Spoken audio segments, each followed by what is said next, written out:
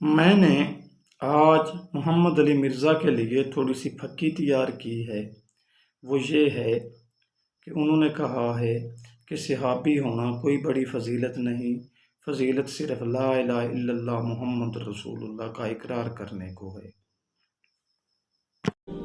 صحابی ہونا کوئی بڑی فضیلت نہیں ہے، اصل فضیلت ہے لا الہ الا اللہ محمد رسول اللہ کا اقرار کرنا۔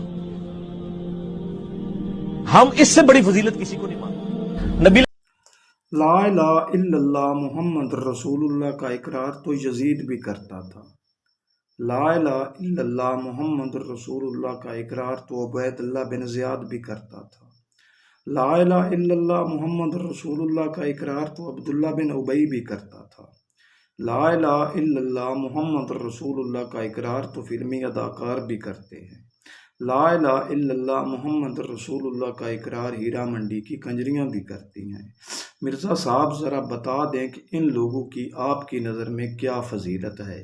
اگر لا الہ الا اللہ محمد رسول اللہ کا اقرار کرنے میں فضیلت ہے، صحابی ہونے میں فضیلت نہیں، تو اس کا جواب دیں کہ ان لوگوں کو آپ کیا فضیلت دیتے ہیں اور آپ کی نظر میں ان لوگوں کی کیا فضیلت ہے؟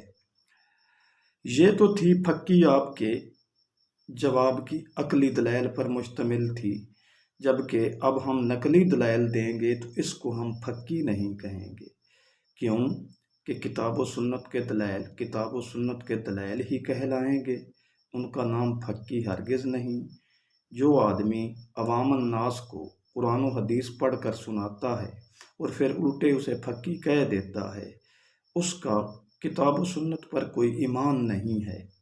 اصل حال وہ عوام الناس کو مطمئن کرنے کے لیے کتاب و سنت کو سینے سے لگائے پھرتا ہے۔ جو آدمی کتاب و سنت کو پھکی کہہ دیتا ہے، اس کا کتاب و سنت پر کیا ایمان ہے؟ کوئی ایمان نہیں، بلکہ عوام الناس کو دھوکے میں ڈالنے کے لیے کتاب و سنت دکھا دیتا ہے۔ اصل حال کتاب و سنت کو وہ مانتا نہیں ہے۔ آئیں اب سورۃ فتح کی آیت نمبر 29 یا سورۃ فتح کی آخری آیت کے حوالے سے دیکھیں کہ اللہ رب العزت نے صحابہ کو کیا فضیلت دی ہے اور صحابہ کی تعریف کیا ہے اور کس انداز میں اللہ کے قرآن نے بیان کیا ہے۔ آئیں سنیں۔ محمد الرسول اللہ والذین معہ اشداء علی الکفار رحماء بینہم تراہم رکعا سجدا یبتغون من فضل اللہ ورضوانا سیماہم فی وجوہہم من اثر السجود ذالک مثلہم فی التوراۃ ومثلہم فی الانجیل کزرع اخرج شطأہ فآزرہ فاستوى علی سوقہ یعجب الزراء لیغیظ بہم الکفار وعد اللہ الذین آمنوا وعملوا الصالحات منہم مغفرۃ واجرا عظیما۔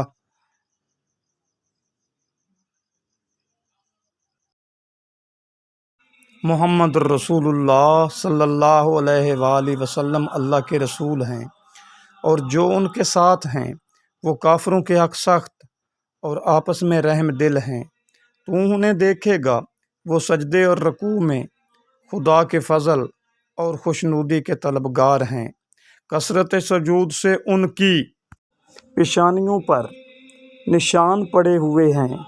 ان کے یہی اوصاف توریت میں مرقوم ہیں اور یہی اوصاف انجیل میں ہیں۔ گویا کہ وہ ایک کھیتی ہیں جس نے پہلے زمین سے اپنی سوئی نکالی، پھر اس کو مضبوط کیا، پھر موٹی ہوئی اور پھر اپنی نال پر سیدھی کھڑی ہو گئی اور لگی کھیتی والوں کو خوش کرنے تاکہ کافروں کے جی جلائے۔ جو لوگ ان میں سے ایمان لائے اور نیک عمل کرتے رہے، ان سے خدا نے گناہوں کی بخشش اور اجر عظیم کا وعدہ کیا ہے۔ یہاں اللہ رب العزت نے صحابہ کی عظمت بیان کرتے ہوئے فرمایا ہے کہ محمد رسول اللہ صلی اللہ علیہ وآلہ وسلم کے ساتھی آپس میں بہت ہی نرم دل ہیں اور کفار کے حق بہت ہی سخت ہیں۔ سجدے اور قیام کی صورت میں سجدے اور رکوع کی صورت میں ہمیشہ وہ اللہ کا فضل اور خوشنودی تلاش کرتے ہیں۔ ان کے چہروں پر سجدہ کر کر کے نشان پڑ گئے ہیں، اور پھر ان کی مثالیں توریت اور انجیل میں بھی آ گئی ہیں۔ نیز اللہ رب العزت نے مثال دے کر سمجھایا ہے کہ نبی علیہ الصلوۃ والسلام کے صحابہ استقامت فی الدین میں قائم ہیں، اور نبی علیہ السلام کو بھلے بھی لگتے ہیں، نبی علیہ السلام کو خوش کرنے والے بھی ہیں، اور پھر جنت کی خوشخبری بھی دے دی ہے۔ جن پر نبی کی ذات خوش ہو اور اللہ رب العزت جنت کی خوشخبری دے دے، اور وہ ہر وقت اللہ کا فضل رکوع اور سجود میں تلاش کرتے رہیں، ان کی اس سے بڑھ کر فضیلت کیا ہو سکتی ہے؟ چونکہ صحابہ کی فضیلت تھی تو اللہ رب العزت کو خود بیان کرنا پڑی، نہ ہوتی تو خدا ہرگز نہ کرتا۔ وما علینا الا البلاغ المبین۔